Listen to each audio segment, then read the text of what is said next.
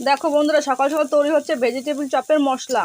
তেল দেওয়ার পর বিট আর গাজর দেওয়া হলো কড়াইতে। ভালো করে নেড়ে চেড়ে তারপর আলু দিয়ে দেবে।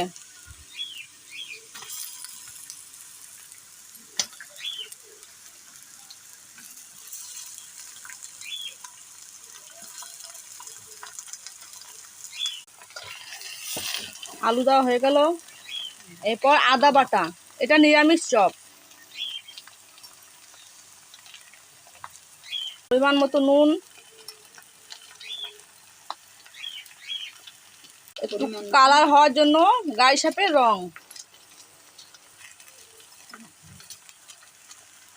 মশলাটা কষিয়ে নিতে হবে।